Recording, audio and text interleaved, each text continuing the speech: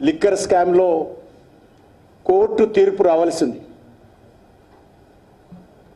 తప్పకుండా న్యాయస్థానం మరి లిక్కర్ స్కామ్కి సంబంధించినటువంటి వాస్తవాలు గ్రహించి తీర్పు ఇస్తుందనేటువంటి విషయం దేశ ప్రజలందరూ కూడా ఎదురు చూస్తున్నారు. అనేక రకాల హామీలు ఇచ్చారు. అన్నీ ఫ్రీగా ఇస్తాను అని ప్రచారం చేసినప్పటికీ కూడా కేజ్రీవాల్ను ప్రజలు నమ్మలేదు. మాకు ఉత్తుత్తి హామీలు అవసరం లేదు, ఉచితాలు అవసరం లేదు, మాకు ఢిల్లీ అభివృద్ధి జరగాలి, మా భవిష్యత్తు బాగుండాలని దేశ ప్రజలు భారతీయ జనతా పార్టీని ఆదరించారనే విషయాన్ని సందర్భంగా మనం వేస్తున్నాం. మోడీ గ్యారంటీనే ప్రజలు నమ్మారు. మోడీ గ్యారంటీ అంటే గ్యారంటీని అమలు చేసేటువంటి గ్యారంటీయే మోడీ గ్యారంటీ.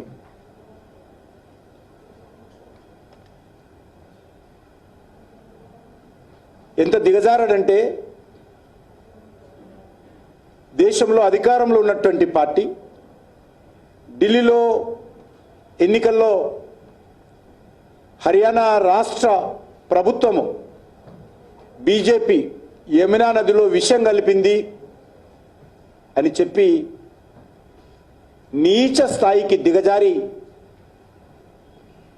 ఎన్నికల్లో గెలుపు కోసము ప్రచారం చేసినటువంటి దివాలకోరు రాజకీయ నాయకుడు కేజ్రీవాల్ను మనం చూశాం. అందుకే ఢిల్లీ ప్రజలు కేజ్రీవాల్ను చీపురు కట్టతో ఊడ్చేశారని సందర్భంగా మనం చేస్తాను. కాంగ్రెస్ చేతిని చిదిమేశారు, కమలాన్ని వికసింపజేశారు. మనం చూస్తూ ఉన్నాం. అది ఉత్తరాఖండ్ కానీ, ఉత్తరప్రదేశ్ కానీ, రాజస్థాన్ కానీ, మధ్యప్రదేశ్ కానీ, ఛత్తీస్గఢ్ కానీ, అస్సాం కానీ, మొన్న మహారాష్ట్ర కానీ, ఈరోజు ఢిల్లీ కానీ, అంతకుముందు హర్యానా కానీ అనేక ఎన్నికల్లో వరుసగా భారతీయ జనతా పార్టీని దేశ ప్రజలు ఆదరిస్తున్నారు. రాజ్యాంగాన్ని మారుస్తారని, అనేక రకాల తప్పుడు ప్రచారం చేసినప్పుడు కూడా నరేంద్ర మోడీ గారిని మూడోసారి అధికారంలోకి తెచ్చారు. కాంగ్రెస్ పార్టీని వరుసగా ఢిల్లీలో దేశంలో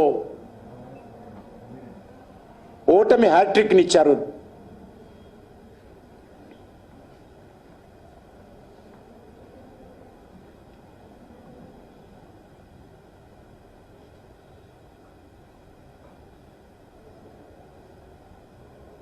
మన ముఖ్యమంత్రి గారు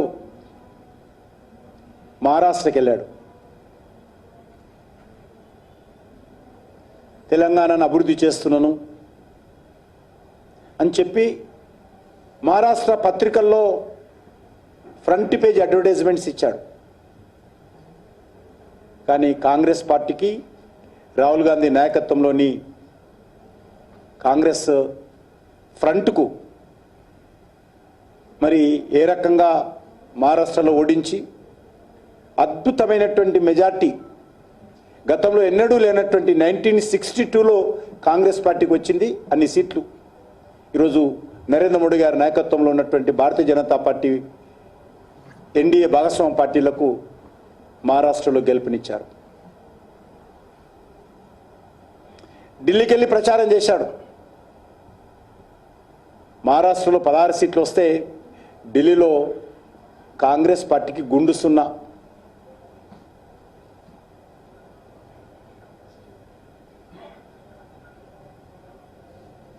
మనం చూసాం. స్వతంత్ర భారతదేశంలో